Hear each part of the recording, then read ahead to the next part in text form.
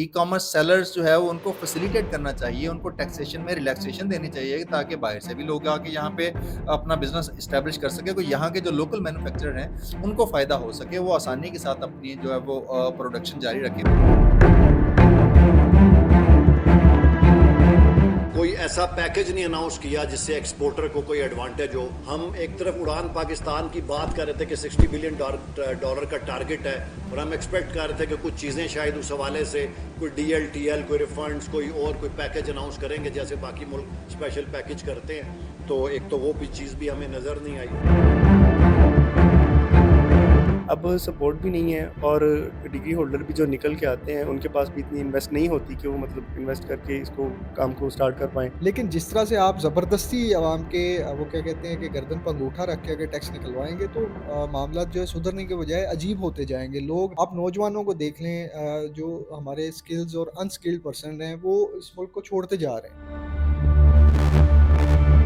अस्सलामुअलैकुम नाज़रीन, मैं हूं फैज़ान खालिद और आप देख रहे हैं न्यूज़ अलर्ट। नाज़रीन, गुज़िश्ता रोज़ वफाकी हुकूमत की जानिब से 2025-26 का जो बजट है, उसके पार्लियामेंट में जो स्पीचेस दी गई उसके बाद पाकिस्तानी अवाम ये सोच रही थी कि ये जो बजट होगा ये अवाम दोस्त होगा, लेकिन ऐसा बिल्कुल नहीं है। सबसे जो हम बात करेंगे आज वो ऑनलाइन और ई कॉमर्स के बारे में करेंगे कि क्योंकि इस पर भी 18% 18% जो टैक्स है वो लगा दिया गया है। हमारे साथ ई कॉमर्स एक्सपर्ट हमारे साथ मौजूद हैं, उनसे बात करेंगे कि इस फैसले को कैसे देखते हैं। कल हम बड़ा क्लोजली देख रहे थे कि बजट में जो ई-कॉमर्स इंडस्ट्री है, जो ई-कॉमर्स मैन्युफैक्चरर हैं, जो ई-कॉमर्स सेलर्स हैं, जो ई-कॉमर्स ट्रेनर्स हैं, उनको क्या फ़ायदा होता है। बट अनफॉर्चुनेटली अफसोस हुआ देख के कि गवर्नमेंट ने 18% टैक्स इम्पोज़ कर दिया है जो भी ऑनलाइन ट्रांज़ैक्शंस होंगी, और जो भी सेल कर रहे होंगे या बाय कर रहे होंगे यानी रिसीव कर रहे होंगे, तो उसमें 18% टैक्स जो है वो ऐड कर दिया गया। हम ये उम्मीद कर रहे थे कि जितने भी ई-कॉमर्स सेलर्स हैं, जो ट्रेनर्स हैं, जो भी हमारे इदारे हैं, उनको फ़ायदा होगा। जो ई-कॉमर्स ऑलरेडी हमारी एक रीढ़ की हड्डी बन चुकी है हमारी, मैं कहता हूँ।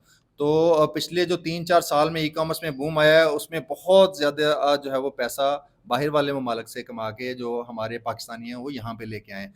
तो डेफ़िनेटली उनको इस हवाले से रिलीफ़ मिलना चाहिए था, और मैं ये समझता हूँ कि ये ज़्यादती हो गई कि पहले ऑलरेडी जो हमारे लोग सफ़र कर रहे हैं, जो भी हमारे पास जो स्टूडेंट्स आ रहे हैं, उनके पास पहले ही उतना रेवेन्यू नहीं होता है कि वो बहुत ज़्यादा इन्वेस्टमेंट लगा के अपने जो है वो उससे पैसे कमा सकें। वो थोड़े-थोड़े पैसे लेके आते हैं, उसी से स्टार्ट करते हैं। तो डेफ़िनेटली ये एक जो है ना एक बड़ा प्रॉब्लम है, तो गवर्नमेंट शुड कंसिडर इट। अच्छा सर, ये बताइएगा कि दूसरे ममालिक और पाकिस्तान का देखें तो क्या गवर्नमेंट इतनी राय दे रही है कि ई कॉमर्स वालों को पाकिस्तान। वेल होना तो ये चाहिए था कि हमारे लिए स्पेशल बूथ्स कायम होते, हमें ट्रेनिंग्स में जो है उसमें आसानी दी जाती, कॉन्फ्रेंसेस कंडक्ट करवाई जाती, जो इंटरनेशनल ई कॉमर्स सेलर्स हैं उनको लेके आया जाता मुल्क में, लेकिन अभी तक स्टिल जो है वो ऐसा नहीं है।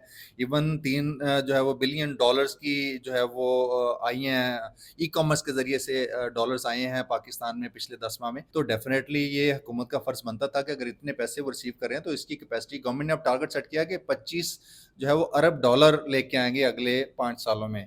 तो ये बहुत बड़ा टारगेट है। इस टारगेट के रिगार्डिंग जो है वो उनकी उतनी फैसिलिटीज़ भी प्रोवाइड करनी चाहिए ना। तो ई-कॉमर्स सेलर्स जो है वो उनको फैसिलिटेट करना चाहिए, उनको टैक्सेशन में रिलैक्सेशन देनी चाहिए ताकि बाहर से भी लोग आके यहाँ पे अपना बिज़नेस एस्टैब्लिश कर सकें। तो यहाँ के जो लोकल मैन्युफैक्चरर हैं, उनको फ़ायदा हो सके, वो आसानी के साथ अपनी जो है वो प्रोडक्शन जारी रखें। सर ये भी बताइएगा कि फैसलाबाद को सनती शहर कहा जाता है कि सनती शहर ई कॉमर्स में कितना अपना लोहा मनवा सकता है। भाई, ई-कॉमर्स एक ऐसा प्लेटफ़ॉर्म है, एक ऐसा समझ लें कि फ़िनोमेनन है, जिसमें बिलियन डॉलर्स आपके मंथली बेसिस पे आ सकते हैं, इतना पोटेंशियल है इसमें। और फैसलाबाद में स्पेसिफ़िकली इतने प्रोडक्ट्स हैं भाई, इतने प्रोडक्ट्स हैं कि जस्ट आपने वो प्रोडक्ट्स को उठाना है और वहाँ से उठा के इंटरनेशनल मार्केट में सेल करना है। मैं एक प्रोडक्ट मेरे टेबल पे पड़ी होगी, आप दिखा सकते हैं अपने नाज़रीन को। वो उसकी प्राइस जो है एक आइटम की ₹150 है, और वो 15 पाउंड्स में सेल हो रही है यूके में, ठीक है? तो इतना ज़्यादा पोटेंशियल है हमारी फैसलाबाद मेड आइटम्स में। तो डेफ़िनेटली इसमें फैसलाबाद में जितना पोटेंशियल है, उस लिहाज से मैं समझता हूँ हमारा जो चैम्बर ऑफ कॉमर्स है, मैं अभी मेंबर हूँ चैम्बर ऑफ कॉमर्स में, हमने रजिस्टर करवाए हुए अपने आप को, इसी वजह से ताकि हम वहाँ पे जाके अब ये बता सकें, यहाँ पे फैसलाबाद को लीड कर सकें कि भाई ई-कॉमर्स को कैसे चलाना है। बट प्रॉब्लम इज़ दिस कि फैसलाबाद चैम्बर ऑफ कॉमर्स में ई-कॉमर्स का विंग ही नहीं है भाई, ठीक है? ये इतनी बड़ी इंडस्ट्रियल ज़ोन है, इंडस्ट्रियल एरिया है, तो ई-कॉमर्स वहाँ पे क्यों नहीं है? ये अरबाब इख्तियार को सोचना चाहिए भाई।